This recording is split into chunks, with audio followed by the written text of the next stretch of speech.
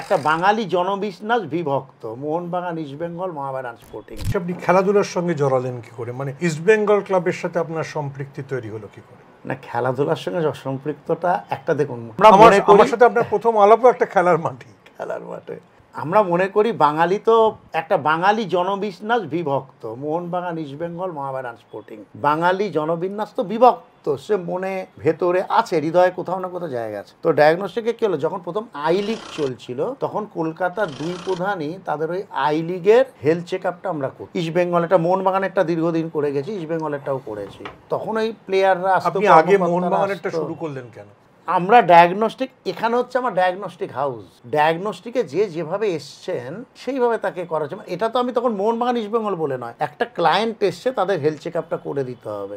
আপনি পুরো health check আপটাই করুন? হ্যাঁ, হেলথ চেক আপটা করলে, কারণ হেলথ চেক আপ করে একটা ফর্ম থাকে ওদের প্রায় 20 পাতা, ওই ফর্মটা ফিল আপ করে দিতে হয়, করে ফিফায় পাঠালে তবে সেই টিম ছাড়পত্র পাবে খেলার। এটাই তো নিয়ম। এই পুরো ডায়াগনস্টিক্যাল চেক আপটা, ডায়াগনস্টিক চেক আপ এবং ওই ফর্ম পুরো ফিল আপ।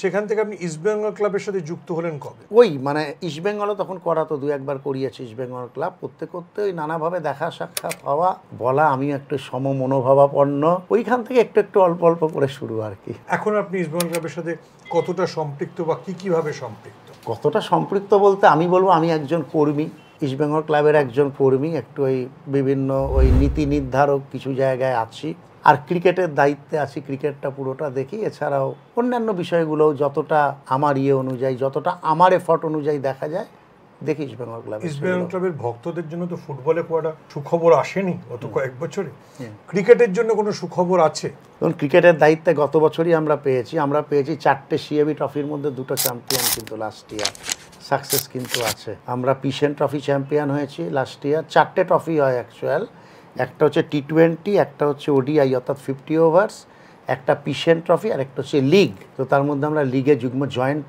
উইনার, আর পিসেন ট্রফি সিঙ্গেল চ্যাম্পিয়ন। ফলে আপনি বলছেন যে আপনার সময় মানে ক্রিকেটে ইস্টবেঙ্গল এগোচ্ছে। দেখুন, এই সময় বলাটা তো খুব, মানে আমি একক কৃতিত্ব নিতে কখনোই খুব একটা পারদর্শী নই বা নিতে চাইও না, একক কৃতিত্ব নেবো না। দেখুন, একটা হচ্ছে ক্লাব ভেবেছে একে ক্রিকেটের দায়িত্বটা দেওয়া হোক। আজকের ISL চলে আসার পর মোহনবাগান হোক, ইস্টবেঙ্গল হোক, সেখানে তো ফুটবলে আসলে কর্মকর্তাদের খুব একটা কিছু করার নেই, করার আছে হচ্ছে ক্রিকেট বা হকি উন্নতি। তো সেই প্রধান খেলাটার দায়িত্ব তো আপনাকে দেওয়া হয়েছে, ইস্টবেঙ্গল ক্লাবটাকে যথেষ্ট গুরু দায়িত্ব দিয়েছে। গুরুদায়িত্ব সেটা দিয়েছি, আমরাও প্লেয়ার, ওই কীভাবে বাজার থেকে ভালো প্লেয়ার আনা যায়, তাদের সঙ্গে সেই সহমর্মিতা, মিলেমিশে, এবং মানে সবচেয়ে বড় কথা, আরেকটাও বড় ব্যাপার হচ্ছে নিয়মিত পেমেন্ট। আমরা ক্লাবে ময়দানের মধ্যে আরও একটা সিস্টেম চালু করেছি, স্যালারি, প্রতি মাসে তারা স্যালারি পাবে। ক্রিকেট টিমের স্যালারি সেশন শেষ হবার আগে সবাই স্যালারি ক্লিয়ার হয়ে যাবে, অর্থাৎ যাকে যে অ্যামাউন্ট দিয়ে আনছি সেটা কি আমরা 12 মাসে ডিভাইড করে স্যালারি হিসেবে দিচ্ছি। তো একটা ক্লাব তার সিস্টেমে চলছে, ক্লাব মনে করেছে আমাকে দায়িত্বটা দেবে, দিলে ভালো হবে। ক্লাবের জন্য কোনো নতুন মানে ভালো খবর আছে?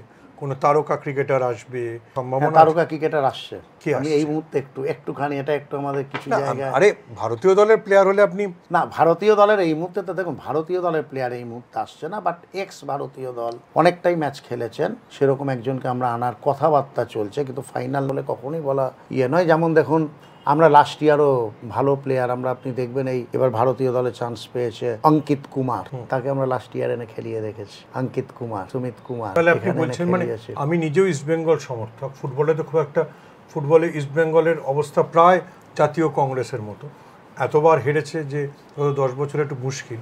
ইস্টবেঙ্গল ক্রিকেট দলকে নিয়ে ভরসা করা যেতে পারে? ফুটবলকে নিয়েও ভরসা করবেন, আগামীকাল তো ডার্বি আছে গোয়াতে, ফুটবল নিয়েও ভরসা করা যেতে পারে? ফুটবল নিয়েও ভরসা করা যেতে পারে।